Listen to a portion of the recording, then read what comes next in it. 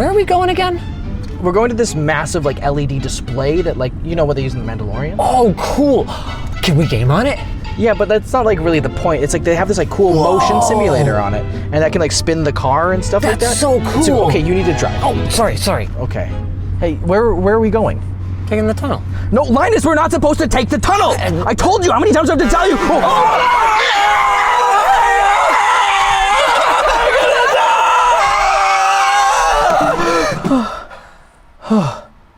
Oh, hey, I think we're here.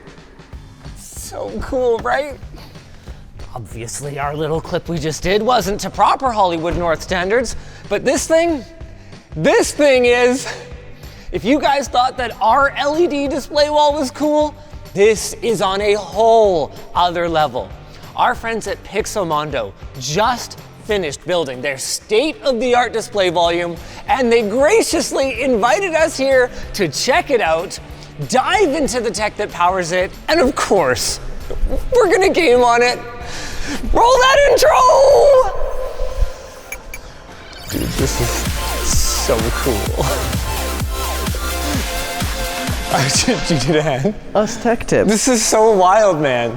Ugreen! Their 10,000 milliamp hour MagFlow power bank has a maximum wireless output of 25 watts and throws in a bunch of other features too, like 30-watt wired fast charging and a USB-C cable carrying strap. Wow! Pick one up today using our link.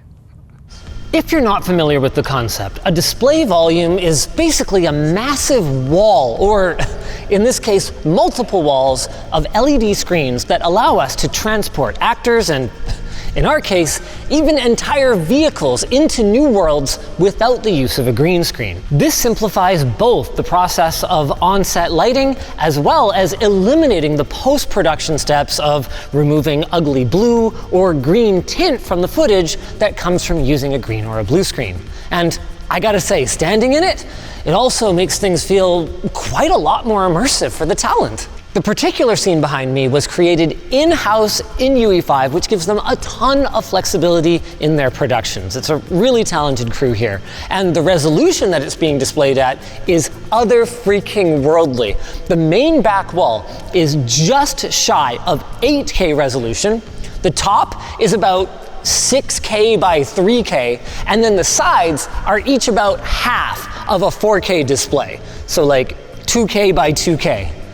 That's a freaking K-ton of pixels. But as cool as all that is with the UE5 and the lots and lots of pixels, it ain't no game yet, and I want to get these sidewalls out of the way so that I can play on the big one. How do you move that? They told us that just this one side piece weighs 1 megagram, which means that the entire setup weighs multiple tons. Don't take this the wrong way, but you don't really seem like you could lift that on your own. Nope. Do you want to show us how it works? Oh my God, the whole thing's floating. It's like a hover display volume. Okay. Is there like a lot? Wow, it's not even that much volume of air. No. Look at this freaking counterweight. Yeah, and the weight I gave you before was just for the displays. And it lifts it with air. What is the pressure for this? 80 PSI. That's it? Yeah. 80 PSI? It just needs 80 PSI? I guess it's 80 PSI, but that's no, what? And the sidewalls aren't the only part that move. The entire ceiling display is on this giant gantry so that they can move it either completely out of the way if a DP comes in here and wants to do their own lighting in a grid above the set, or in the event that the car that they're shooting has a super angled windshield and they want to get the reflections just right, they can get the scene out in front of it. Now, let's game.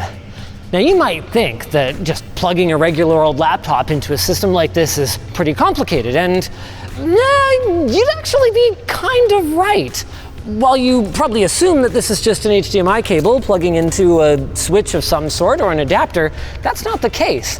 In order to output to it, we actually use the Ethernet port and output over NDI, which does limit us a little bit in terms of our resolution and refresh rate, but hey, look how big it is! You guys don't have an Xbox controller, do you? Yeah, I didn't think so. Okay, Hockey game on a keyboard and mouse it is. Oh wow, that is not a lot of hertz. This is so hard.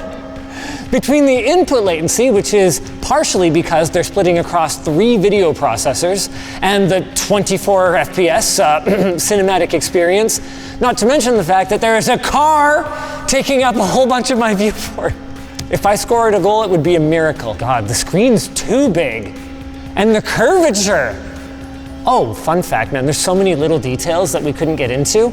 In order to get the screen curved, or to have the ability to curve it in and out, there's all these little spots for Allen keys at the back of every panel so that you can like adjust the angle of them, and they have these little micro spacers in between the modules. Like, there's so many little details. The image quality though is incredible. Like, if I could have this plugged into something that could really do 120 FPS or higher. Do we have any other games? You see the mouse? You see the mouse? That was like 150 milliseconds, guys. It reminds me of like first generation LCDs. But for a different reason. It's not that the pixel switching is slow like it was on those. It's just that the processing takes time. Actually, if anything, the pixel switching on this is near instantaneous, much like you would see on an OLED. I mean, it's LED, right? It's fast. Not an amazing gaming experience. No, it's almost like this was built for something different.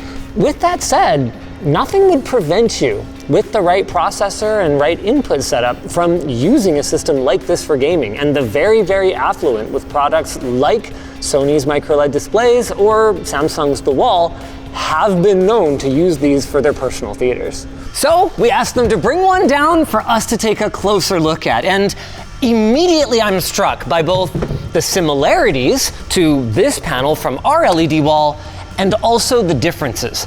I mean, obviously these things have to hook up to industry standard rigging, so they can't change the form factor too much from one generation to the next. But even from there, you guys can probably see a striking difference in the size of the pixels, not to mention the blacks. And there are 2 major factors, or well, rather 3 major factors that contribute to the outstanding performance.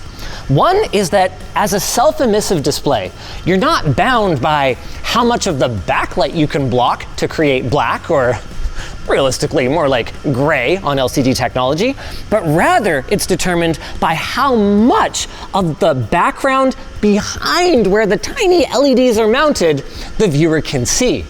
Of course, the second factor is how black you can make that background, and that's a big part of the special sauce behind these panels from Sony.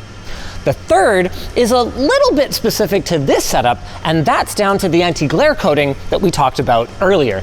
I'm standing, here, let's just turn right around, in front of a giant bay with the sun shining in, and it still looks black. Do that with your projector. Of course, outstanding black levels are just part of the performance story, and the other part is the 1500 nits of peak brightness that we can do on these panels. And I'm not talking like on your consumer TV where it's in a 1% or a 2% window. I'm talking across the entire panel. Like, sitting under the wall of them is like baking in the sun. And it's no wonder why it feels that way, because there's over 1,000 panels in the display volume behind me, each of them consuming about 120 watts. Does it not? Oh my God. Oh, what? Whoa, you can feel the heat. I feel like I'm getting a tan. That makes your eyes go all trippy when you look at it too close. This is the effect that I've been trying to describe for so long, that I saw when I got up on the stage at CES when Sony was first showing off. They used to call this the Cletus display, their mini LED line. And it's like there's a certain point where you get far enough away from it that it coalesces into just white. And then, but when you're too close, you actually see the black in between it, and your eyes go all out of focus. It's really funky. Typically, these are running at 24 hertz to match the 24 frames per second that is typical in movie production. But the panels themselves are capable of thousands of refreshes per second if you had a source and a controller that was capable of driving them. Which has probably got you guys thinking, well, gee, Linus, what's the downside? Well, like anything in life, there are trade-offs. One, of course, being cost, but another major one being that with modular displays like this, you guys probably noticed in those outdoor shots, there are sometimes obvious seams where the panels meet. So this might not be the best technology for your living room TV. But there's a good reason that they take this approach. Actually, two good reasons. One is that it allows productions like this one to configure the LED walls in any size, shape, and aspect ratio that they want.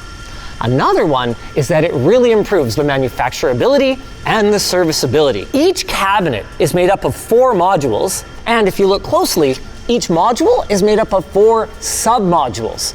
Micro LEDs are notoriously fragile and difficult to manufacture reliably. So by making the individual pieces this small, they dramatically increase their yields, which lowers the cost. Yes, my friends, this is with the cost lowered. This was the broken one, right? Thank God. Well, this is a perfect opportunity for us to take a look at the back. There's a heat sink. This is cool. Redundant interfaces. Nay, not redundant, rather, so you can orient it the other way. That's so cool! Oh, what are these for? Hydraulics. The motion platform is the heart of the Pixo Akira system and what makes it so darn cool. Using a massive hydraulic system, this thing can spin a car faster than, well, pretty much you'd ever want to be spinning in a car. And it can do a whole lot more. Using 16 physical axes, it can simulate the movement of a vehicle through all sorts of virtual terrain. Underneath are 6 hydraulic legs that allows this to tilt a car, or anything you put on it, up to 12 degrees. It can move it up and down or side to side by 26 centimeters as well. That might not sound like much, but when you see the car moving, and even more when you're inside of it, whew. Currently, currently it can rotate up to 8 rotations, but they're planning on getting an Ethernet slip ring that's gonna allow it to rotate up to unlimited times, infinity even, which is pretty cool. But you know, I think that 8 spins is kind of enough. I'm dizzy. And of course, each wheel can be manipulated individually using some rollers and doinkers. Using a 2.2 kilowatt motor, the rollers can spin the wheels at up to 30 kilometers an hour, which doesn't sound that fast, but just seeing it on camera makes it look pretty fast. And those doinkers, they use a 3.5 kilowatt motor that can actually move the tires up and down to simulate going over bumpy terrain. And out back for the hydraulics, we have this insane dual pump system. It uses 2 75 horsepower electric motors that are pumping hydraulic fluid at a freaking crazy 2400 PSI. And it's spec'd to actually go to 4000. And if you just peek inside, you'll see a third motor that's running a coolant pump to cool all of the hydraulic fluid. Typically, they're only gonna run 1 motor at a time, but if they have, say, a really, really long move, like a full spin, they might run both motors. And to power those massive pumps, they need a 175 amp, 460 volt power system that's 3 phases. It is truly crazy, and the cables are very scary, but also color-coded. And the entire platform is controlled from this desk here by motion systems engineer Brisa. From here, the car can be choreographed using custom software, accounting for every little detail that you might want in the movement. They can also just move it on the fly if they need. They've even demoed using a sim racing rig with someone driving in like a video game to send feedback from the game to the car. This all ties into a larger system that makes use of motion capture as well as internal coordinates to make sure that everything here operates in sync. We'll talk about that in a second. But right now, let's talk about the Technodolly 25. These sorts of motorized camera cranes are not something really that new, but the Technodolly 25 is one of just 4 in the entire world. It is frame accurate to plus or minus 0.2 millimeters. It can move along the tracks at 6.2 feet per second. The boom can extend to 26 feet at 6.4 feet per second, and it can do this while carrying a 75-pound camera payload. What they're using right now is a Sony FX9, which is essentially a big boy version of the cameras that we are actually shooting this very take on right now. It can basically move any way you want, and it's programmed using keyframes in this system. Basically, any move can be programmed and recalled using this very, very special bespoke software. It allows you to control every facet of the system, and it also comes with this, which they call the pickle. If you need the general idea of what you're trying to do, you can use the pickle. And If you need the precision, you can come to the Technodolly programming system. It's cool. Look, that's us. This is how he programmed it. There's all the keyframes. But as amazing as all of that is, we haven't even seen the coolest part. This glorious bay door that I'm standing in front of. Guys, it gets so flipping hot in here. No, I'm kidding. The beating heart of this entire setup, the server room. Good Lord, is it ever loud in here? Wow, can barely hear myself think. But who needs to think when the computers can think for us? Inside each one of these render nodes is 2 NVIDIA Ada 6000 GPUs that are all synchronized to output to the video wall. And we can actually crack one of them open. They were willing to set it up for us so we could open it up and give you guys a look inside. This one's got just one Ada GPU in it because it's meant to act as more of a cold spare in case anything else goes down, but it still gives us a good look at what their requirements are. So in each one of these machines, in addition to their GPUs, they have a Threadripper CPU, 256 gigs of quad channel memory, and redundant boot drives, as well as 8 terabytes, of high-speed NVMe storage. As you guys can imagine, a lot of data flows through this place. But how does it flow? To answer that, we've got to come around to the back of these fine servers. Well, I gotta say, damn girl, you hot. But literally though, I don't think it's even rendering anything that heavy right now. Here we can see our GPUs, which output into these DisplayPort to fiber optic boxes, which run up the cabinet to the patch panels at the front and out of the room over to the wall. But perhaps more importantly, we've got these sync cards. Let's step out of here and I'll tell you about this. It really is very hot back here. You guys may remember the concept of synchronization cards from way back when we did 12K gaming. Unlike SLI, NVIDIA's commercial solutions are less concerned about maximum performance and more concerned about precision. So what a sync card allows you to do is take either an internal or an external clock signal and make sure that all of the GPUs are communicating at all times going, hey, I'm done that super easy part of the scene. I'm all done rendering. You guys ready yet? Whoa, whoa, whoa. Hold on a second. I got all the heavy stuff with all the reflections and particle effects. Give me a minute, so that they can all output at the same time. Because if they didn't, you'd be looking at screen tearing on steroids with entire sections of your screen just like flipping to the next frame before the others are ready. And the precision that you need is unbelievable.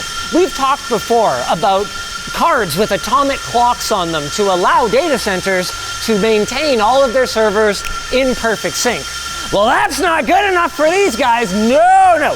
They have a GPS antenna outside the building so that they can be constantly tapped in. Oh yeah, we haven't even shown where all the data runs go. Come on. For safety and durability, everything is bundled up into an orange split loom. That's the universal code for fiber inside. Be very careful, please. And it all goes down across here to this small cabinet.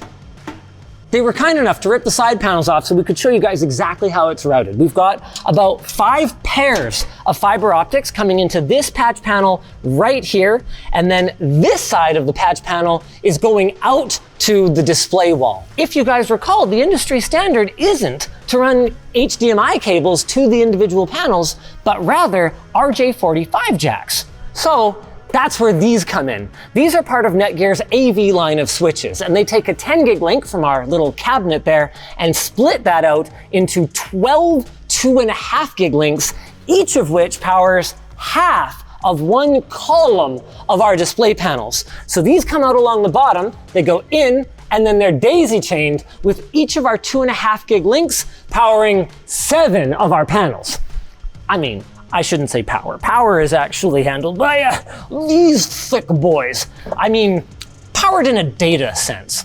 Halfway up the wall, you'll find another switch that powers the second half of these columns. So the entire back of the wall is dotted with these network switches. Of course, some of these things are not like the other. This one, for instance, is part of Netgear's AV line, but also has PoE++, which allows it to run That's right, my friends, the motion capture camera system over there, which feeds back all the way into the server room.